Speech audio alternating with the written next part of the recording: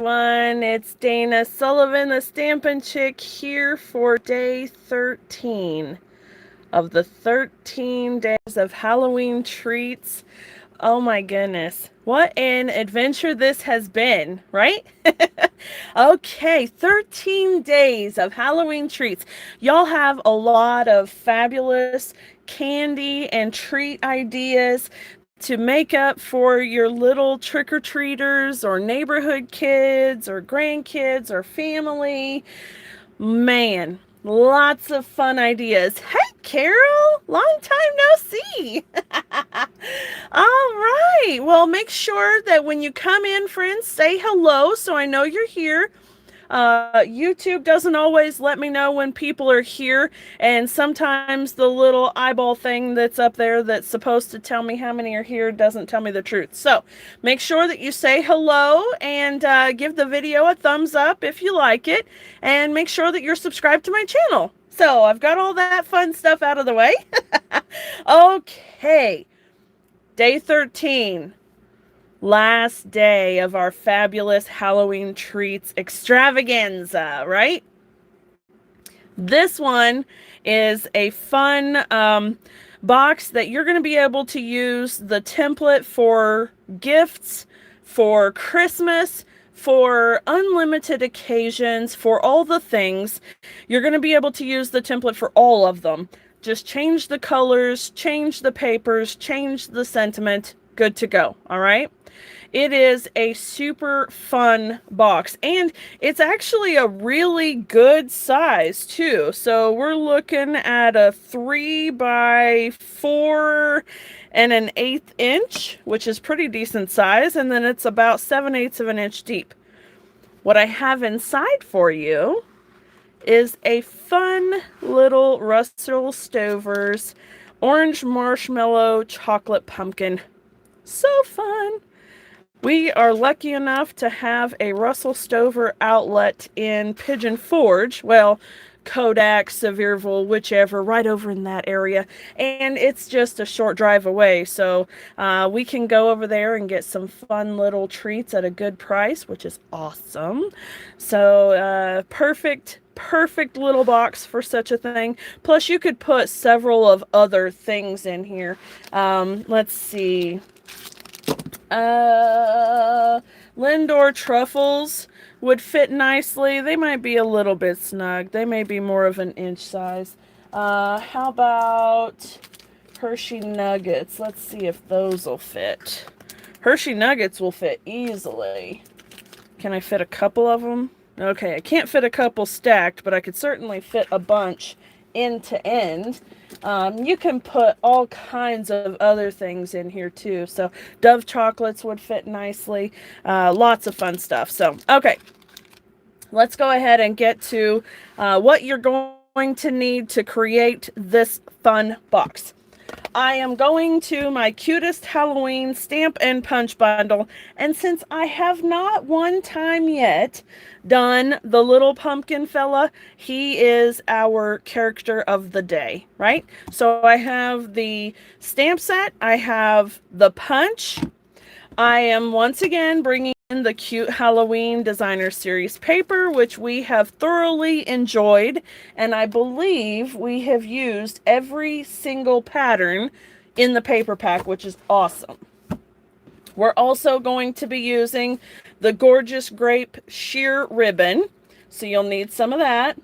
I'm going to be using a dark Granny Apple Green Stampin' Blends marker for the stems of the pumpkins. I will use a pumpkin pie ink pad, of course, for the pumpkins themselves, and Memento Black for the outline and the sentiment.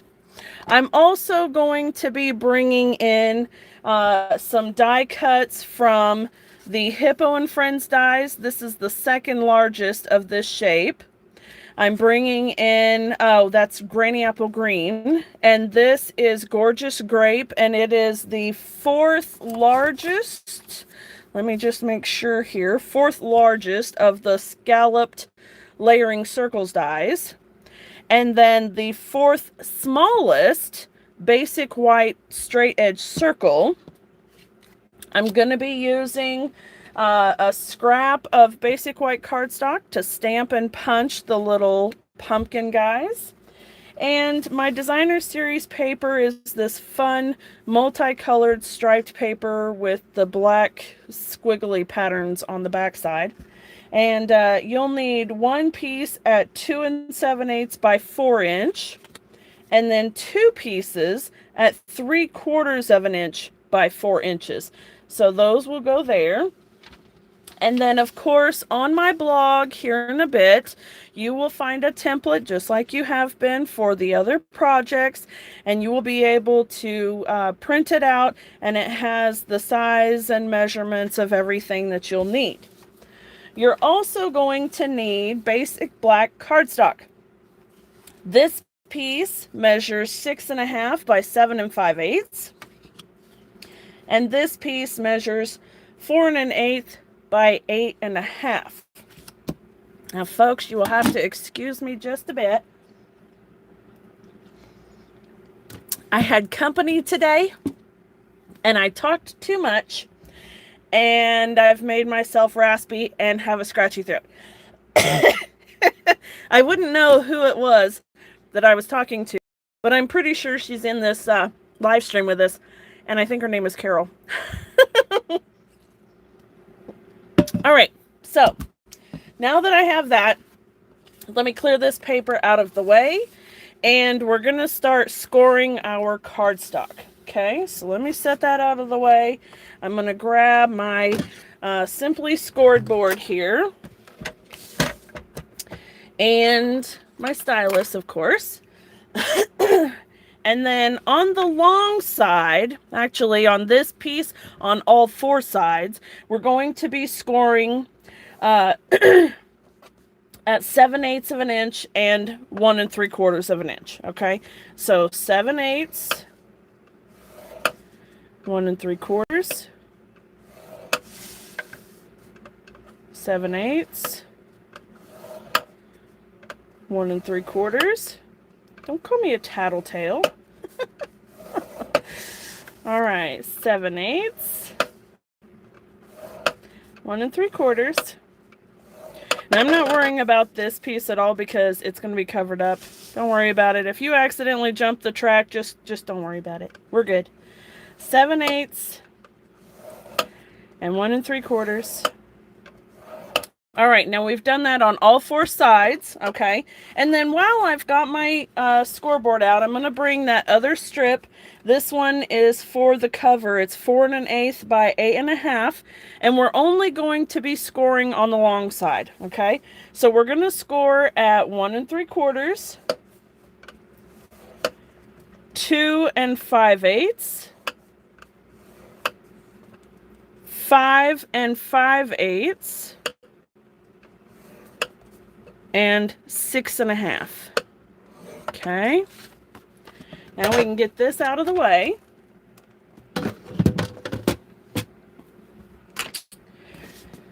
All right. Now on the base, we're going to turn it with the long side up. Okay, so we have our template here. I will tell you that when I am making a box and I'm making tabs, I always make the tabs to go on the long side, okay? So what I mean is, you know, when you fold this up, this tab is going to go behind the long side, right? I do that because that gives me more reinforcement to the longer side of the box, right? So the same is true for this one. So when you do your box, you want the long side up. And we're going to go ahead and just make our tabs first so that we make them going the right direction. I have my big rectangle sections in the middle, and I'm going to cut on either side like that and like that. Okay. Now you'll have 4 squares in each corner. 2 of the squares, the ones on the outside, you'll be able to get rid of completely. The ones that are next to the rectangles, we'll cut the outer one off and leave only the inside one. So we're going to cut between the 2 sets of squares. We'll cut that one off, and then we'll cut the other two off. Okay, so that leaves our tab. And we're going to do the same thing on all four corners. So we'll cut between the squares, cut those ones off, cut that one off. Go around to the other side, cut on either side of the big rectangles. Okay, cut the outer squares off,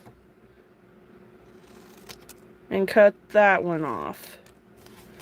Same thing over here, cut the outer squares off, and then cut the other one off. Alright, so now we have pretty much the same design, and all we need to do is miter. Now I like to miter, especially when it comes to boxes, because I want to get rid of the bulk in the folded spots, especially in the corners.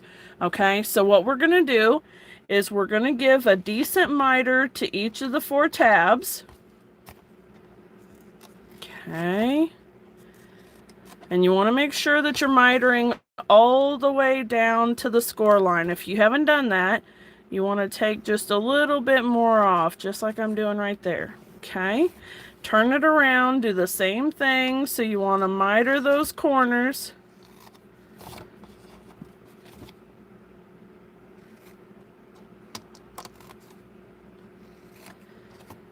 All right.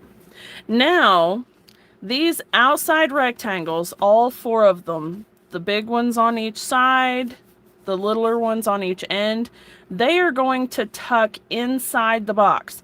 So we need to miter them as well so that they slide in nicely, but we want it to be a very, very fine miter. Okay, we don't want to miter so much like we did the tabs. What I want you to do is just the tiniest little sliver right up the edge. Okay, so you can see there it's just a teeny tiny sliver. This is going to help make sure that it doesn't bulk up right on the corners and stop up the edges. Okay, so just the tiniest little miter, just teeny tiny. Okay, there we go. Because we don't want to see a great big fold spot on the inside of our box. So that's why we're doing just teeny tiny. Okay. All right, so there's that one. And this one. And you see, I'm not taking much off. I mean, they're really tiny, right? Just a little sliver. All right, and then the last one here.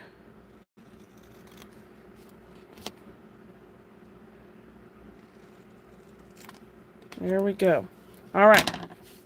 Let me get all of these scraps out of the way. There we go.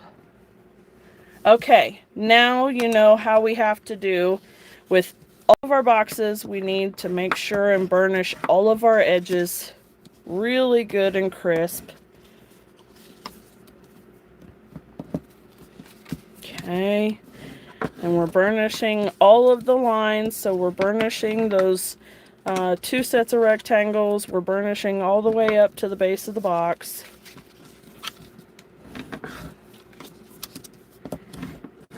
There we go.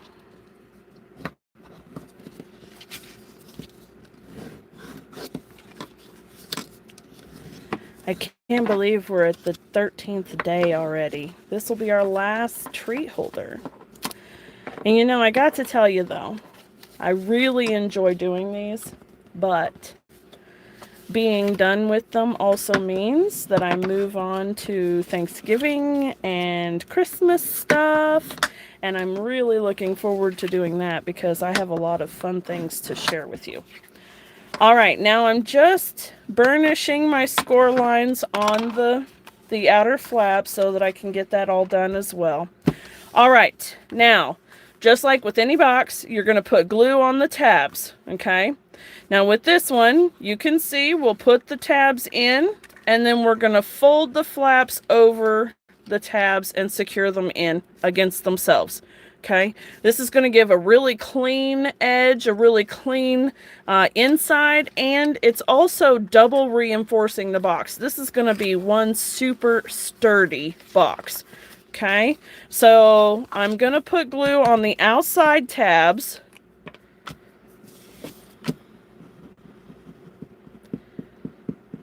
Oh, that one got away from me a little bit. Scoot it over. There we go. Isn't it funny? Shake and shake and shake the bottle. None'll come and then a lot'll. Alright. And this side.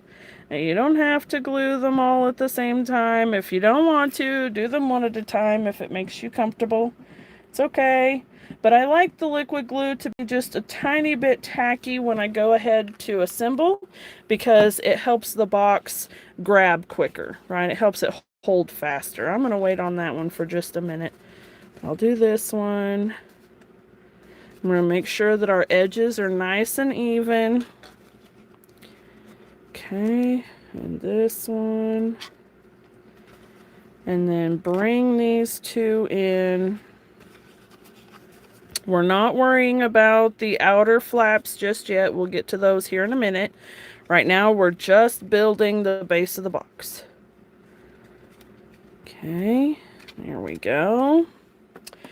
All right, now then, you're going to need your liquid glue, and one side at a time, and it does not matter which one you want to start with. You're going to put glue on that whole outer flap on the inside of it, but on the outside flap, just like that. Okay, and then tuck it in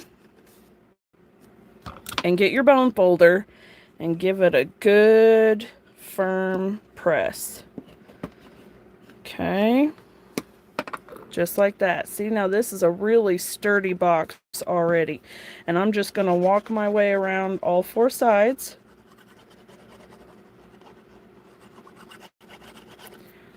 Here we go.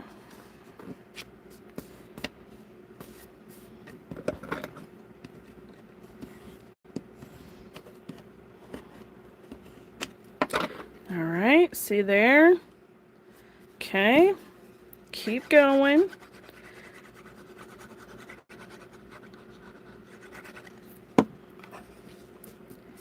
I think this would be great to do with a pretty gold foil or red foil with Christmassy paper and be a nice stocking stuffer. This is a great size.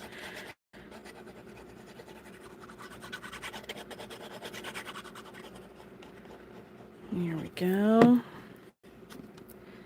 And then slide that in. Bring your bone folder and give it a good firm press. All right, and there you can see that box is pretty sturdy, and the inside of it is just nice and tidy, and it looks fabulous. All right, now we want to make sure that our belly band wraps around nicely, so it's going to fit pretty snug, but you don't want to glue it super, super tight, okay? So I'm going to look and see. One way looks more centered than the other, so that's the side that I'm going to do because, you know, I'm kind of weird like that. And then I'm going to take my tear and tape here and run it along the edge, give it a good burnish, peel the backing off, and then let's line it up here.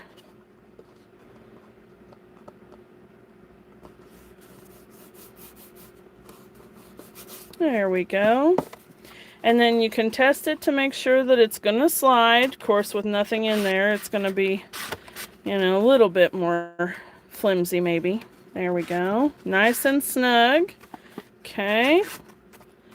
All right. Now we get to decorate. All right, we've got our designer series paper here. I'm going to bring my Stampin' seal and try not to get it all over my table. Ick. Do you have one of these little adhesive erasers? If you don't, You totally need one. They have been a lifesaver so many times. Of course, that one's being contrary, but anyway, okay, forget that. Don't even look at it. We'll look over here. The age of distraction. Here we go. All right. Line this up. And it's right there. And then put adhesive on the side panels. And again, once again, the need for the silicone mat has proven itself. I do have one. It's right over here. I'm just too lazy to bring it out. Truth be told. All right. I'm doing this on purpose to show you the need for it, right? You believe that, don't you? Okay, and then I got excited and tweaked my adhesive. There we go.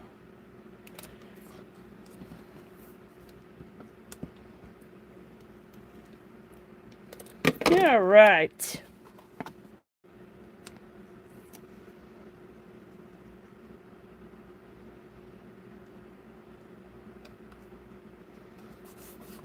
Okay, we've got our DSP on. Now we're going to tie our bow with the gorgeous grape ribbon. Now, I don't know how much it is yet, so let me do a quick little mock-up here, and we shall see how much is here.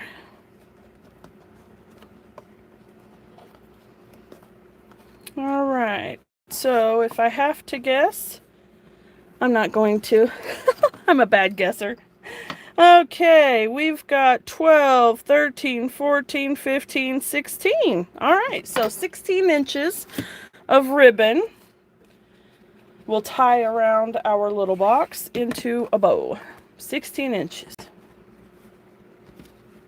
Here we go. Bring this back around. Da, da. Carol, I thought of another show that I started watching. Well, we watched it a long time ago when it was actually airing on TV, but we've started binge watching the reruns on Hulu when we have dinner. Sometimes we sit in the living room like bad people and, you know, watch while we're eating, especially if we're eating quick foods, you know. Sometimes that happens. I'm being totally honest here. And anyway, we watch Medium, which is super, super cool. It's an interesting show, and I didn't realize before, I guess I didn't realize the first time I watched it, or when it was airing on TV, that it was somewhat based on true stories, meaning that the person actually existed. We caught a glimpse of the credits the other night, and it said Alison Dubois as a consultation, or consultant, and I thought, oh my gosh, it's a semi-true, like, she really exists. So I thought that was pretty interesting. It was kind of right up the alley of what we were talking about earlier with paranormal stuff. So, anyway. All right, now that I've got my bow done, I'm going to add a couple of layers with dimensionals. So I'll put black dimensionals behind my Granny Apple Green layer here.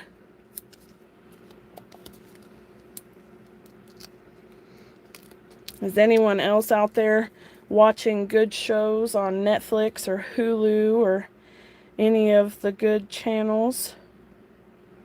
I don't really get a whole lot of opportunity to watch TV, but, you know, when I do watch TV, I like to watch the entire series all in one sitting.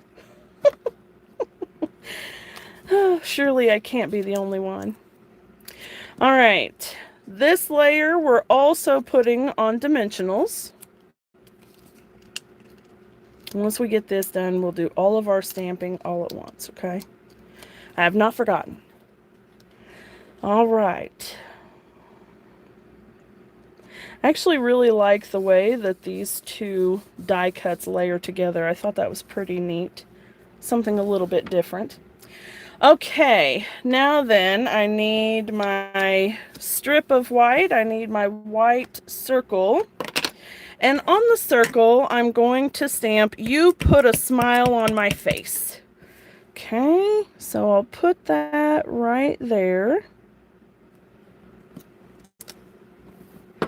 And then I'm going to set that aside, and on the strip, I'm going to stamp 3 pumpkins. Now, I need the pumpkins to go kind of at an angle because that will help me get them into my punch better and get them all to fit on this paper. Alright, and then I need, let me set that aside because I still need it, but I need the pumpkin pie. Oh, I dropped a piece of paper scrap. Okay, now we're going to line this up and try to do some of this two-step stamping. Not too awful.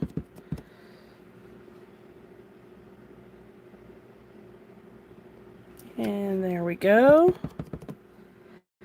And there we go.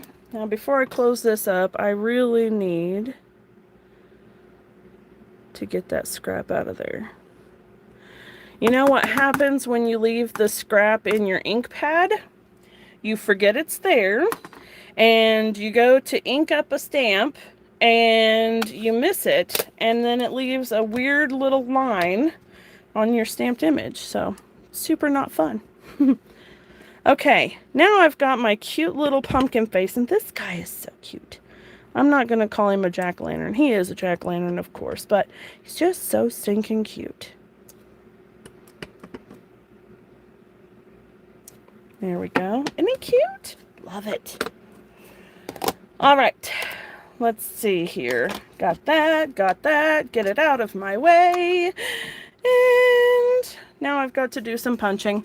So you can see how the pumpkin is angled, which is why I angled my stamped image. So now I can line him up here.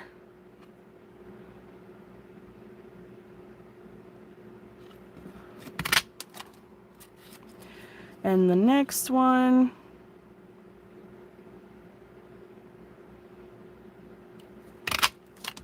I'm just flinging confetti everywhere. And then the last one. There we go. Alright, grab all these crazy little scraps that went everywhere. Oh my goodness. Get them out of the way. And then bring in that fabulous dark granny apple green Stampin' Blends marker, and I'm using the little bullet tip here, and I'm just lightly touching in the color on the stems. Nothing too dramatic here. We're not worried about shading. It's a very small space, so we don't worry about any of that. The little lines that are already on there will do a great job for us. All right, now I'm putting this piece directly onto the purple cardstock, so I'm just going to go ahead and put that on there.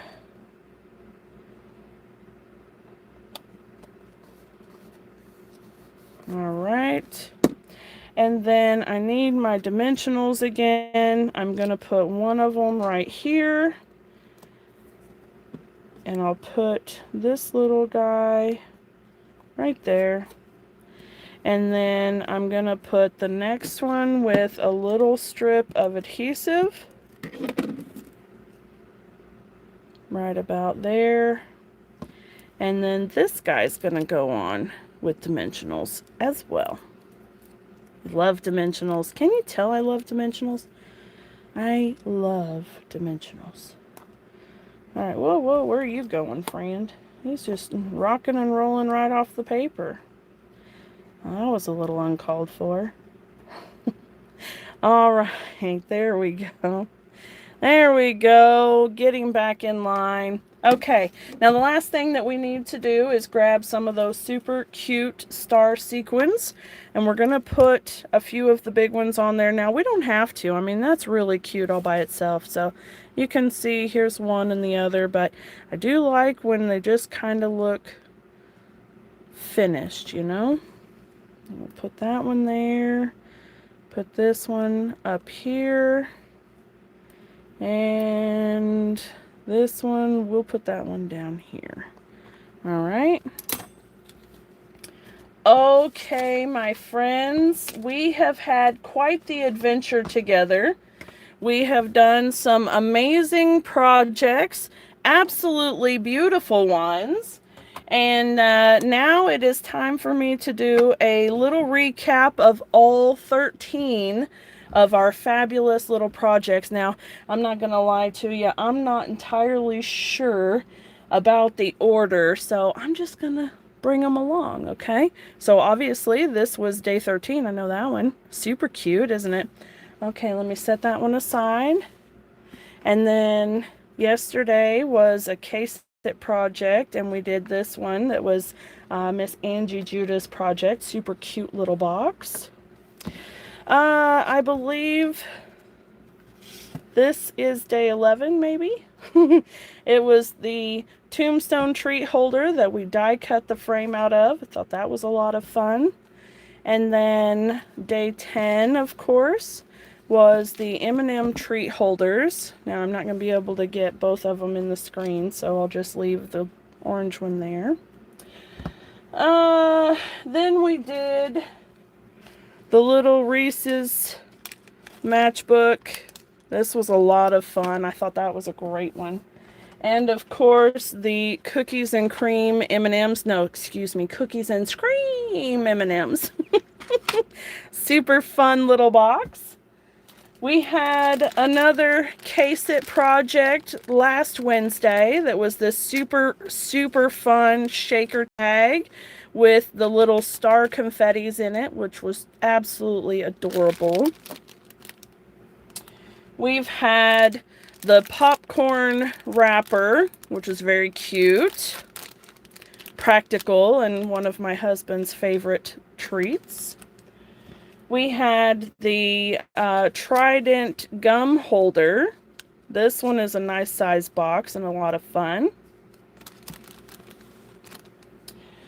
The pencils, because it can't all be candy, right? So the little pencil holder.